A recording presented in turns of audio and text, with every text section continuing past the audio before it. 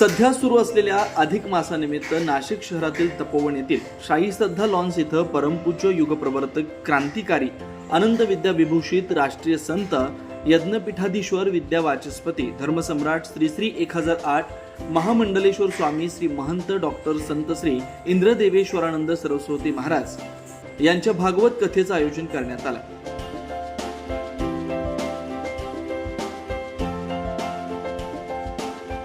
आज कथेच्या तिसऱ्या दिवसानिमित्त इंद्रदेवेश्वरानंद सरस्वतीजी महाराज यांच्या संगीतमय कथेचं आयोजन करण्यात आलं। या महापूजा अभिषेकास तपोवन परिसरासह नाशिक तालुक्यातील महिला भाविक मोठ्या संख्येने उपस्थित होत्या। सायंकाळी भागवत कथा सप्ताहाचं आयोजन देखील करण्यात आलं।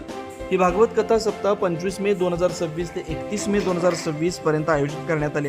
या कालावधीत सायंकाळी 4 ते 7 या वेळेत भागवत कथेचं नाशिककरांनी मोठ्या प्रमाणात लाभ घ्यावा असं देखील आयोजकांच्या वतीने सांगण्यात आलं। 9 न्यूज महाराष्ट्रासाठी प्रतिनिधी योगेश महाजन, नाशिक।